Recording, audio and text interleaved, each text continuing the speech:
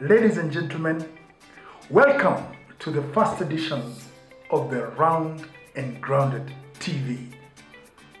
My name is Jazz Korea. I'm here interviewing the man of the moment, Oltesh Tobias, whom I'm going to give an introduction in not a short while. Karibu sana. Asante. You good? I'm good, I'm excellent. Yes. Yeah. How was the flight from Arusha? It was bumpy, but I finally arrived. Ah. And do you know what happened? Yeah, what happened? Mid-air, somewhere as we were just about to land, there was this turbulence, and it was really, really bad. Wow. And the lady next to me said, you know what? Yes, sir. When I land, I'm going to write my will. So if you have not written your will, I should. I bet you should. Have you written? Not yet. All right. Yeah. But in our Maasai, culture, everything is known by the way.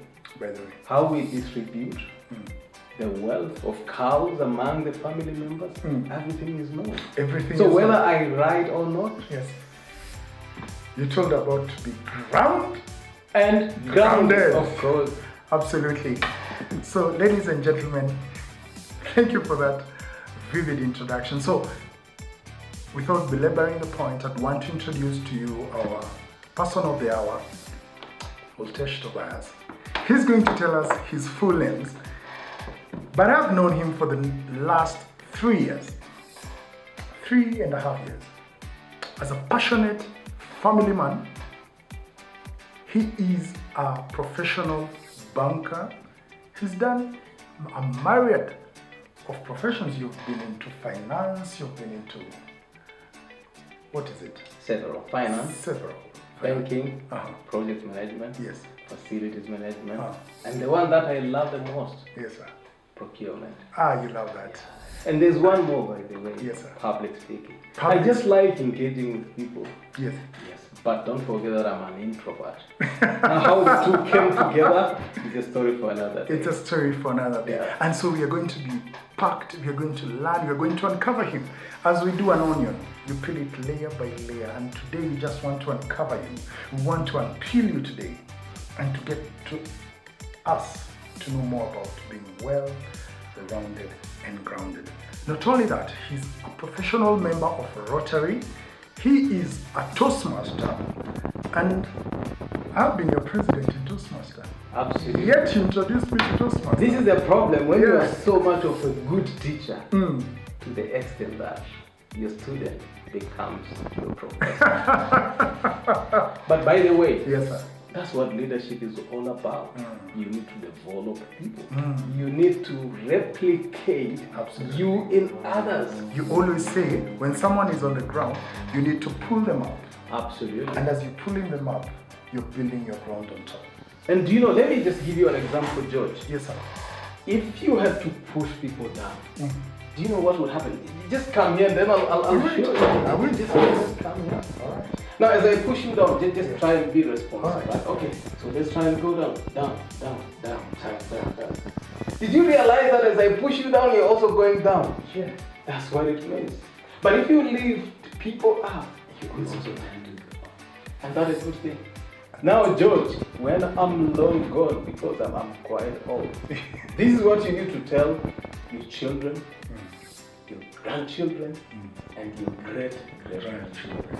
I'm planning your planning. I know that you're planning. Planting a seed here. Okay, All right. so that's how it works, George. So that's it.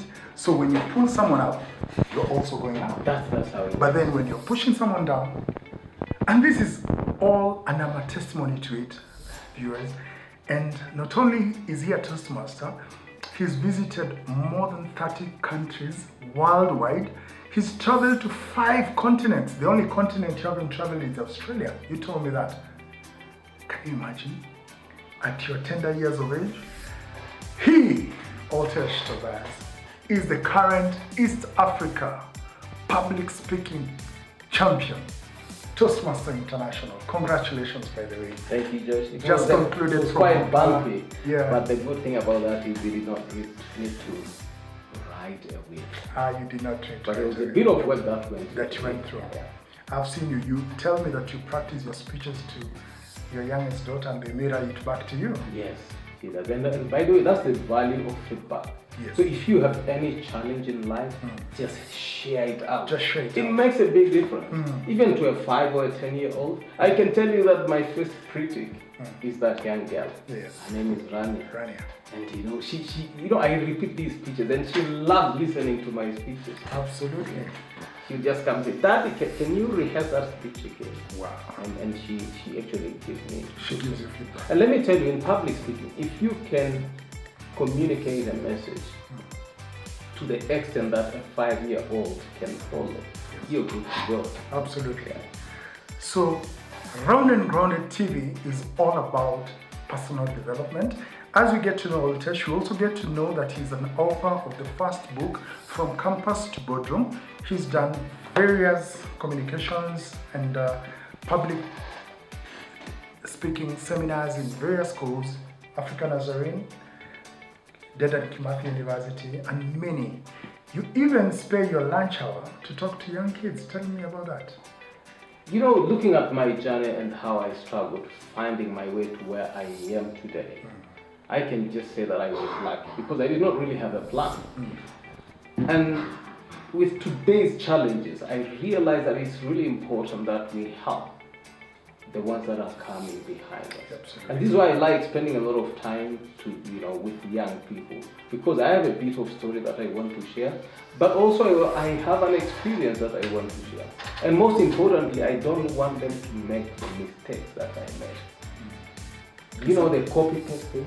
What are some of the mistakes you made? There are several, and I can talk. But by the way, I have made more mistakes than the things that I did right. Yeah.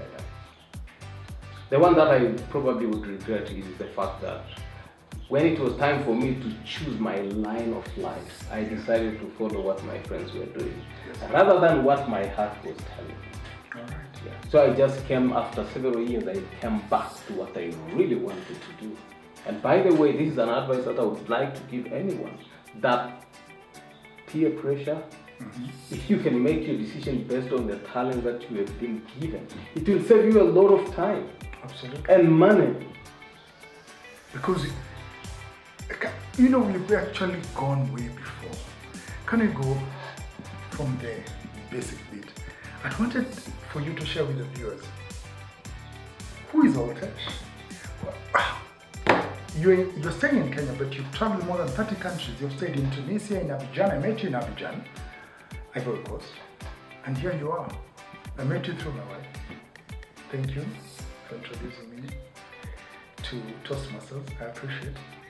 But can you give us a bit of that history? So that for the benefit of the viewers. Well, my name is Oltesh Njamba Mkulu Tobias Lepoki Tomito Wuro These are just, but by the way, these are all not my names. I could go on and on. But let's just keep these for now. Can you repeat? No, I can't. I only note Wasiwasi. So basically, what I would do, and this is what I've always done, is let's keep it simple. All right. Yeah. Oltesh Tobias will do. Like this book, yeah? Now, Oltesh Tobias was born in Tanzania, Arusha. All right. And my first job was heading cattle. Being Maasai, that's what we do. And I remember after heading cattle for 5 to 6 years, I was pulled out of something that I really loved. Yeah. I was taken to school. All right. I remember the first day I went to school, I cried. You cried? Yes, I cried. And that was the first time I was introduced to change. But when I got used to school, then I loved it. So I went through the school system in Tanzania, and at some point I was employed, and then at some point I got married. At some point I was in the UK doing my master's. But if you really had to ask me who am I, Yes. much as I've been in employment for close to 30 years, one thing that I would really like to be remembered for is the fact that I'm someone who likes sharing, who likes mentoring, who likes coaching, and who likes pulling those who need support. And when I talk about support, I need to be very clear. It's not about helping those who are suffering, but it's about helping anyone who would like to improve in some areas of their life. Absolutely. So that's what I would really like me to be known for as a coach, as a speaker, as a trainer, as a mentor, but also as someone who would really like to make a difference. But I'm thinking to myself, you're a banker, you're successful in your career, yet you pursue the ideal of public speaking. Are you not satisfied? You compete against people my age. You look younger than me, but I'll just tell you today, the optics might be lying, but you're quite advanced in your years. What gives you that motivation to keep pursuing and bettering yourself? I saw you learning piano with Renee, your daughter. What is this that keeps you driving you every time that you want to achieve something new? I normally like, one is, what drives me is really passion. So I have passion in public speaking, but I'm also a full-time student. So you're passionate? I'm very passionate. And one thing that I've also learned over time is sometimes you actually need to do things that you're not very comfortable. This is about getting out of your comfort zone. So these are some of the things that drive me, passion, but also the reason and the purpose, because I have a purpose of making as much difference as possible. So this is also something that drives me, and this is what gives me the energy. You see, when you're passionate about something, you don't even need an alarm clock. Did you know that? You told me. You just wake up told me. and you're ready to roll. Absolutely. Second thing? The second thing is you mentioned about perseverance, which you embody. You're very perseverant to something, to a cause. So congratulations on winning the East African Public Speaking Champion, Toastmaster International. Ladies and gentlemen, I'll touch to that. Thank you, George. I listened to your speech. You talk about being well-rounded. If you don't mind, can you tell us what do we need to do to stay round and grounded? I've actually been watching round objects for quite some time. All right. Not some time, a very long For a time. very long time. Let me just ask you, why is like your head and mine, they're rounded in shape? Yeah, you're right. Our eyes are round. Yeah, Our heart has also has this round shape. absolutely. Even our red blood cells, Uh-huh. they are round in shape. All right. And interestingly, when red blood cells lose their roundedness, you end up with a condition known as sickle cell anemia. Your vision, your growth, your thinking, even your performance in simple duties is heavily affected. Football, and a soccer ball in particular, Yes. attracts a lot of viewers worldwide. It's one of the biggest industries. It's just because of that round Absolutely. ball. Don't talk about football because my team lost. Arsenal lost. Planet Earth Yeah. is round. But not only that, all the planets are actually round in shape. And it takes 365 days around for the Earth to go around its orbit. Even the moon goes round the Earth. Now, when we talk about roundedness, there is something unique. There's something special about doing things in a repetitive way. Go days to days of your kindergarten when you had to read and say A, B, C, D, E, and you do that several. Yeah. If you want to get fit, you cannot get fit by going to the gym once a month. You need to do those repetitions. When you're in the gym, every day, every week, every month, every year, 4 years. You have to repeat the same. So basically, for us to grow as individuals, we need to keep repeating. We need to keep doing these things in a sequence, just like this season. It's like the word cycle. Absolutely. Being rounded. Yeah. You have to keep repeating. So that's one part. But you'd also agree with me, George, that much as we have all these round objects, for example, when you're playing football, that first whistle that signals that this match is about to begin, what do? That ball is placed on the ground. So that ball has to be sitting on the ground. Our heart and our eye, there's something that is holding them. Think of a golf ball. You need to place it on, under that peg. They call it a tee before you start the game. So basically, much as we have all these round objects, they also need to be consistent. Think about airplane, for example, where that round tire is attached to that landing gear. It is very strong. So the round and ground, or being rounded and grounded, has to do with you being well-rounded, skilled, experienced, but also be sitting on a strong background. So we are talking strong support. If I get you right, we are talking about round being your innate capabilities. But then the groundedness bit is also an external factor that you have to collaborate to the environment. Absolutely. And if those two have to go together. Yes, they have to. So you need to be rounded and you need to be grounded. And then you get a whole, complete individual. But let me say this. Yes. You just don't do these things and stay there. Mm-hmm. No, there's somewhere. In fact, it is a lifetime project. Right. It's just like when we need to eat every day. So if I was to break it down to viewers, yes, if we want to stay round and grounded in everything that we do, it can be our finances, it can be our relationship, it can be our performance at work, or even our business, or even the community work to do. There are three things that I would suggest that we do. Just before you go to the three things, and I thank you for just elaborating and demystifying the whole idea about being round and grounded, because when we look at it, it looks a bit a far-fetched idea. And we wanted to find out this roundedness bit. What if, and I'll give you an example, I'm doing my master's, but I'm having an issue with my finances.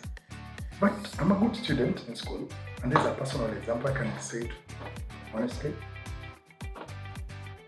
But maybe I'm not able to finish because I'm having an issue with my finances. Can you relate that example and what I need to do? So that, because this is now becoming an issue for me, I'm saying I need to save, then I'm delaying my progress in my studies. How else can I look at it? Because I'd want you to just relate that in a very personal example, and then you put your 3 points. How then would I apply that for myself? What I believe is your purpose should always be stronger than anything else. More than resources. Absolutely. That's what I would say. And what I've seen in life by watching at my experience and even those of my friends, yes, sir. Resources has never been a problem. Resourcefulness is a challenge. Resourcefulness. What does that mean? What does that mean? If you have a challenge, if you have a purpose that you want to achieve, if you're resourceful enough, you will be able to get the means of achieving. Question. So I should keep on writing, eh? Keep on going. Should keep on writing my dissertation, eh? Yes. Do it like you're graduating tomorrow. Thank you. Do it like finances is not a problem. Absolutely. Do it like your bank account is about to burst from so much money. Thank you for that.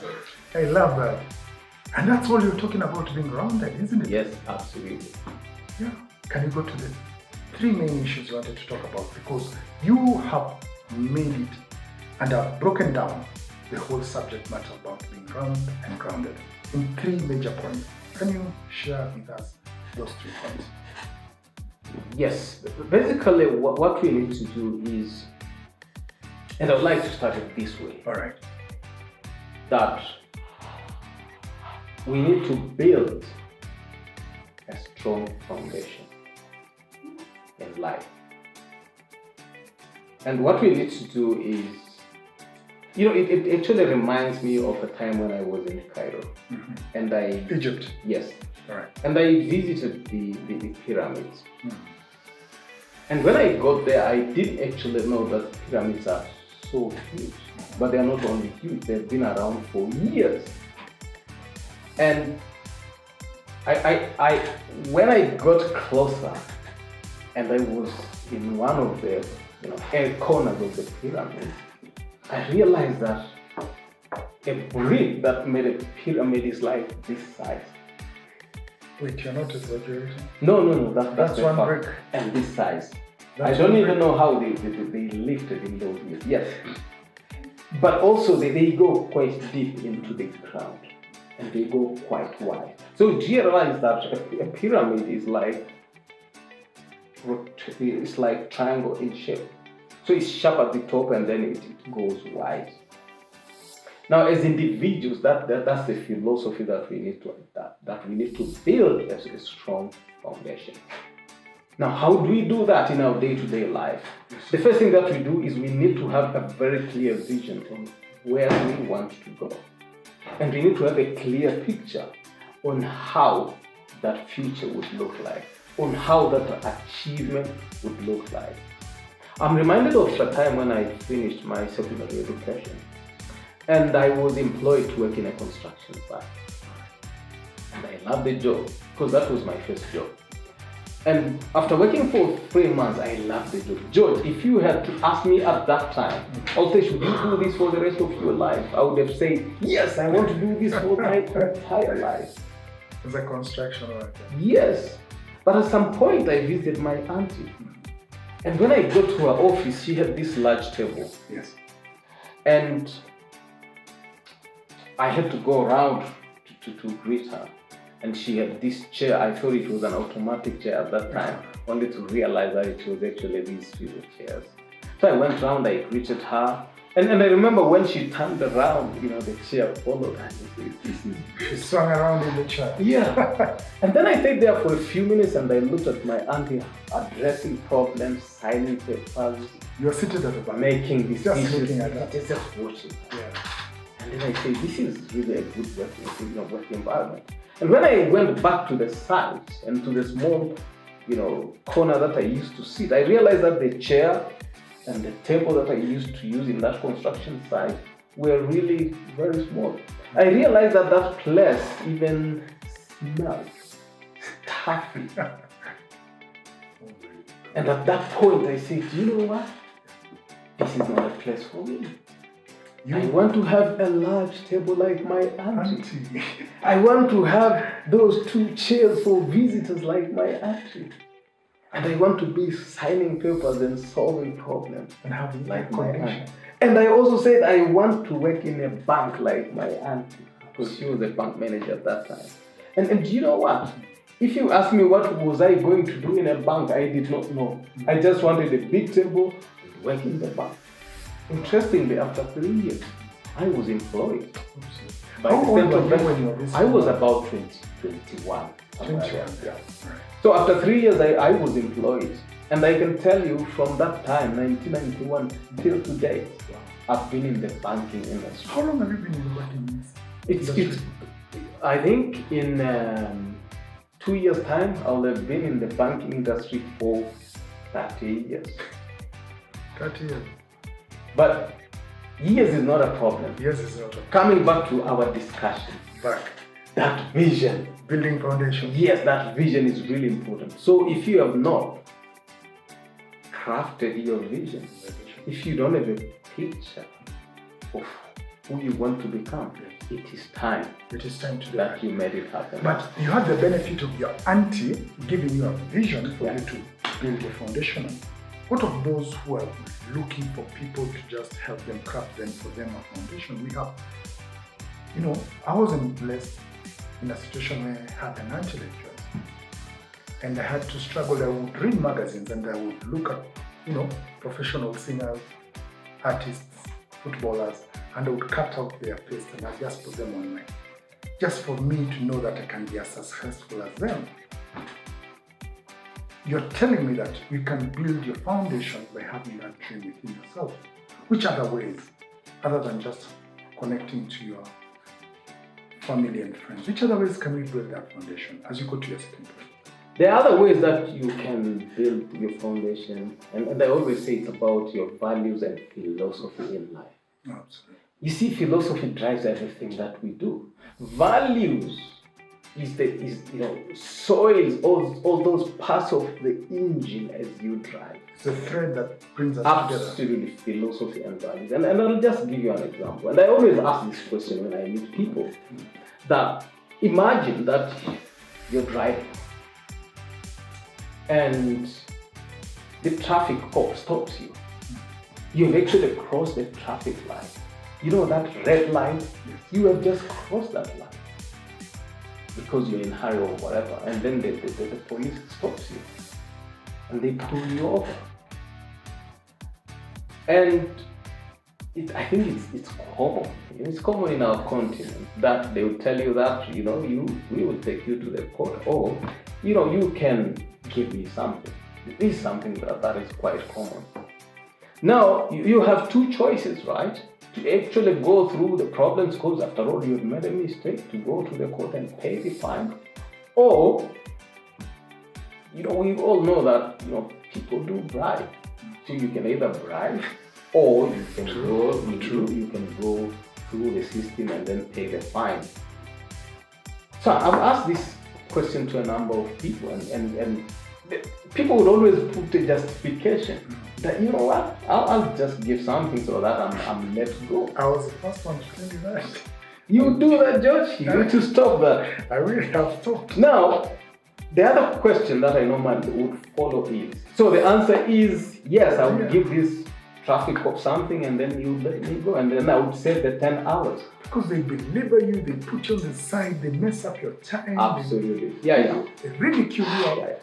Now, imagine that as you drive and as you cross that traffic line, and when that police stops you, imagine that at the back seat is your judge, the chief of justice, or at the back seat is the president of your republic,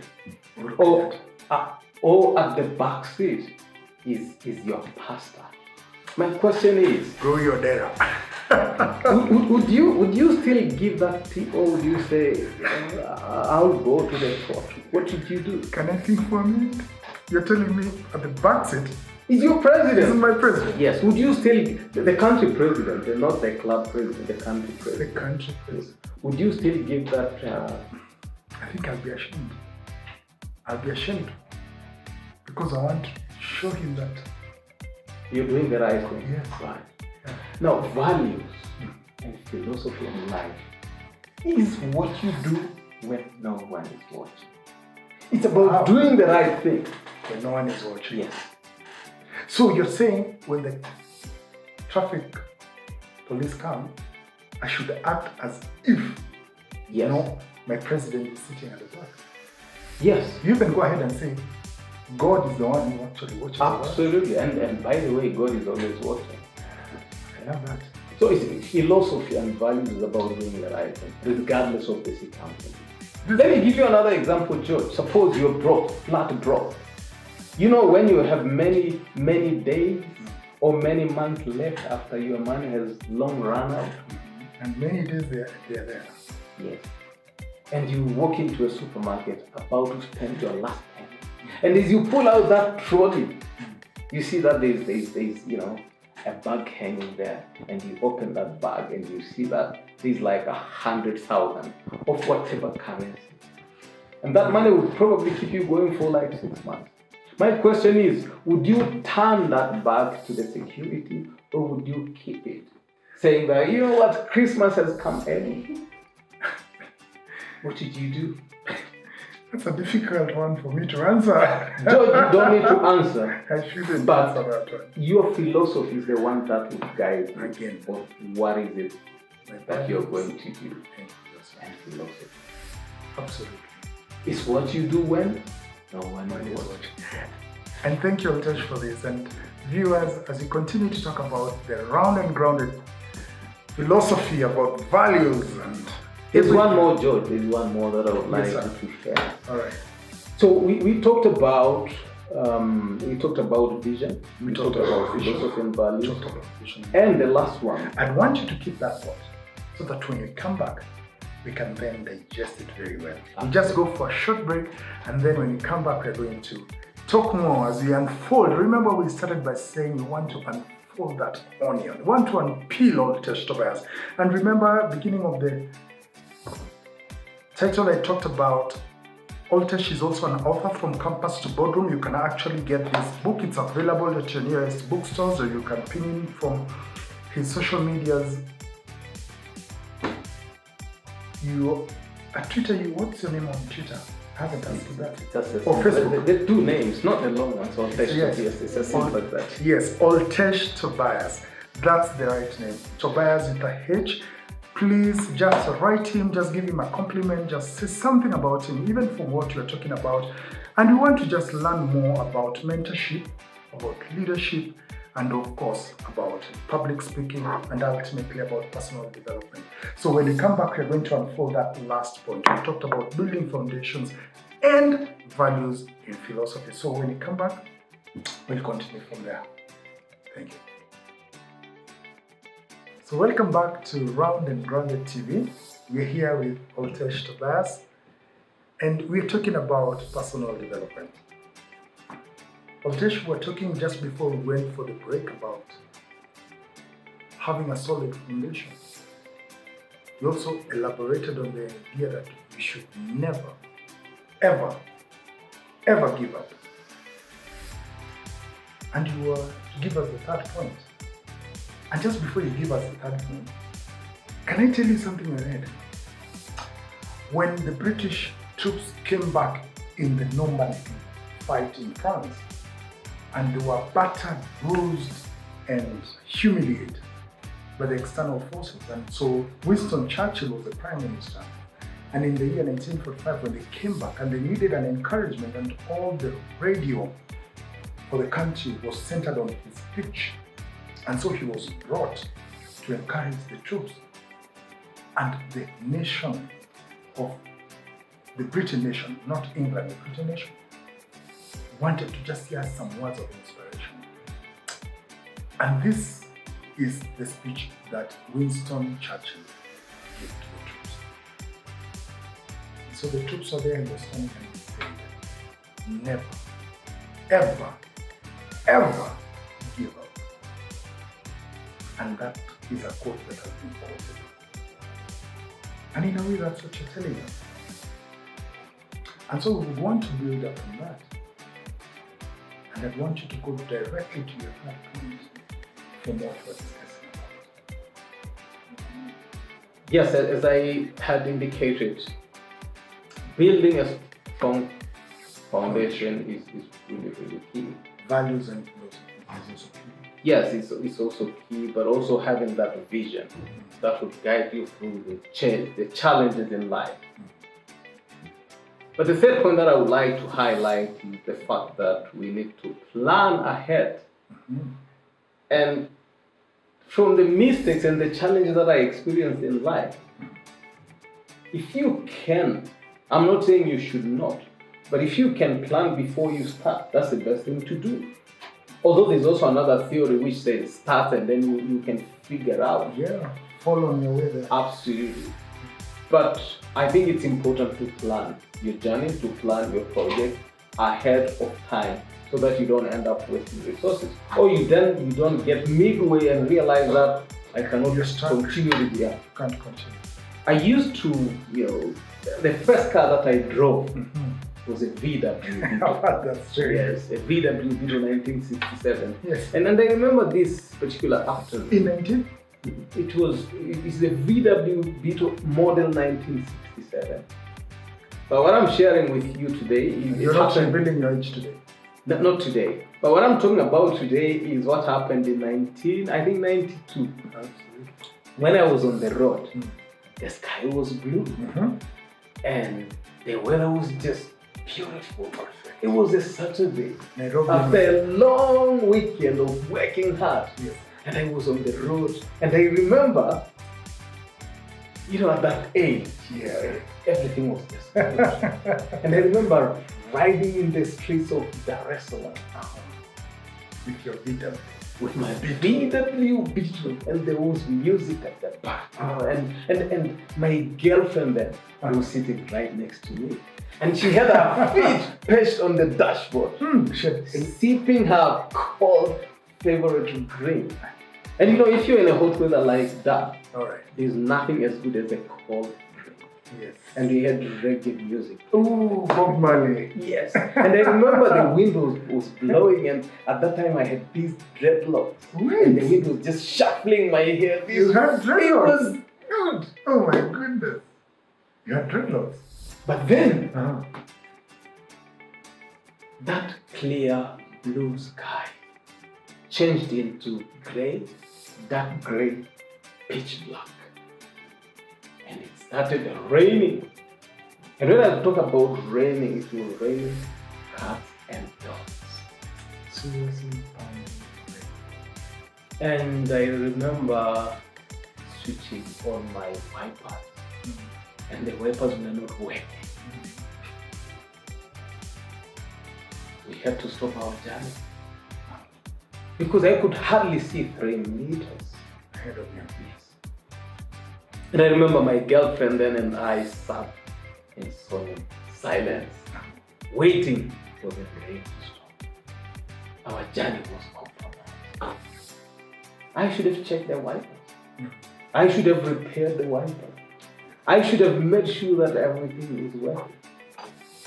Now in life, a lot of us stop our journeys because we did not plan well, because we did not prepare well, because we did not do the necessary due diligence to make sure that we have everything that we need before we start this journey. And in my sometimes we begin our journey when it's sunny, yet you do not know rainfall is coming all the way. absolutely, yeah. And that's what used to happen. By the way, that VW Beetle taught me several lessons. Several. Yes, sir. But this one Yeah. was a reminder to me. And it's, by the way, a lesson that I keep using in my life, that if you can plan, and plan before you start your journey. Because you tend to spend more time, you tend to spend more resources, you tend to spend more energy if you don't plan before you start your journey. And for me, that would really encompass this idea of building a strong foundation as part of your round and groundedness in both personal development, in finances, in relationship, in the community, at work, and in your business. I love that. You're talking about planning ahead, and that's the third point that we're talking about. And you prefaced it by talking about having your values and philosophy, and you began immediately that you need to have vision and you need to know what you're doing. And why is it that in all your communication, in all your talks, you say that you can never be rounded as a person if you're not grounded? You always compare those two together. Do we need them to borrow from our faith? Is faith needed then? I know you're a person of faith. Absolutely, I think faith is quite important. And then, by the way, along these series, Yes, sir. we have a separate Absolutely. episode We will talk which more will about talk about faith. So, let's not deny the audience the Yes. fact that we will come back and talk about Absolutely. faith. Absolutely. So thank you so much, Otesh. That was a well-detailed description on what you need to do to be a well-rounded, grounded individual in your line as you continue to pursue your personal development. Remember, we are talking of a gentleman and interviewing, getting us information from his various travels across 30 countries, 5 continents, and we are glad to just receive more from him. And I thank you for just taking your time opening up your house for us. Indeed, we are grateful to your family and your wife. And I hope you can invite us more to just come take coffee again. Absolutely. That's good. Yes, it's good All right. to take coffee together. So thank you and see you next time.